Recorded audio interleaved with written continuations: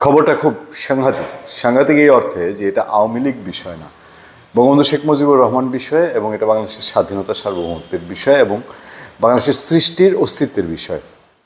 আওয়ামী লীগের অপকর্ম নিয়ে আমরা বলেছি যত ইচ্ছা তত বিচার হোক, শেখ হাসিনার অন্যায়ের বিচার হোক, তাতে কারো কোনো অত দায় আসবে না, অত কিছু চিন্তা করবে না। কিন্তু ধানমন্ডি ৩২ নিয়ে যে কীর্তি কারখানা হয়ে গেছে আইন হাতে তুলে নেয়ার, এবং সরকার নিজেও শেষ পর্যন্ত বিব্রত, সেই জায়গায় এই খবরটি আনন্দবাজার বলছে। দেখেন, দেশের গণ্ডি পেরিয়ে কেউ কেউ বলতে পারেন ওরা তো নানান রকম উস্কানি দেয়, কিন্তু আওয়াজ কিন্তু হয়েছে। আওয়াজ হয়েছে বলেই তো এটা খবর হয়েছে।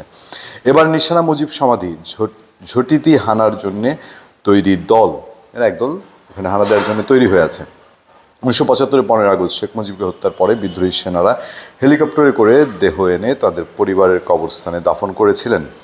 এবং সেই খবরটিতে বলা হয়, ঢাকার 32 নম্বর ধানমন্ডিতে শেখ মুজিবুর রহমানের ঐতিহাসিক বাড়িটি বুলডোজার দিয়ে মাটিতে মিশিয়ে দেওয়ার পর বৈষম্যবিরোধী ছাত্র আন্দোলন, হেফাজতে ইসলাম এবং জামাতে ইসলামের নিশানা এখন গোপালগঞ্জের টুঙ্গিপাড়া।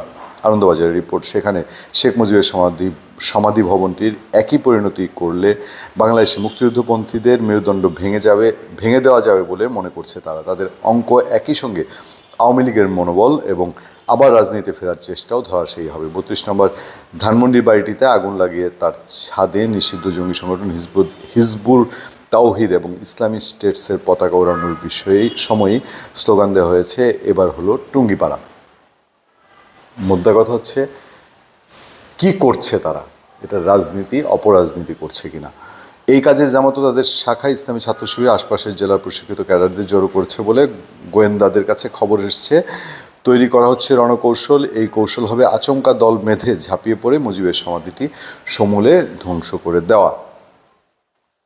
আমি বিশ্বতার কিছু বলতে যাব না, আমি শুধু এটুকু বলবো যে 1975 যারা কাজটি করেছিল তারা কেন সেই প্রত্যন্ত টুঙ্গিপাড়া বেছে নিয়েছিল, যে ঢাকার আশেপাশে শেখ মুজিবুর রহমানের সমাধি করা যাবে না, কবর দেওয়া যাবে না। তাহলে হয়তো যারা তাকে শ্রদ্ধা জানাতে চায়, বা একসময় মানুষ, যেমন ওই যে বিন লাদেনের দেহ সাগরে ফেলে দিয়েছিল আমেরিকানরা, সেরকম একটা কিছু আশঙ্কা থেকে তারা তখন টুঙ্গিপাড়া দিয়েছিল। কালের বিবর্তনে কী হবে? আমি এর আগের কন্টেন্টে বলেছি, তারা কখনো ভাবেও নাই যে একসময় পদ্মা সেতু হবে। একসময় সে পদ্মা সেতু দিয়ে মাত্র 3 ঘন্টায় টুঙ্গিপাড়া যাওয়া যাবে, এবং শেখ মুজিবুর রহমানের মেয়ে শেখ হাসিনা আবার কোনোদিন বাংলাদেশের প্রধানমন্ত্রী হবে, হয়ে এমন ব্যবস্থা, এমন পার্টি, এমন গালিচা তৈরি করবে যেটা দিয়ে, এবং সারা দেশে তার নেতাকর্মীদেরকে এইভাবে আয়োজন করে জাঁকজমকের সাথে সেখানে নিয়ে যাবে।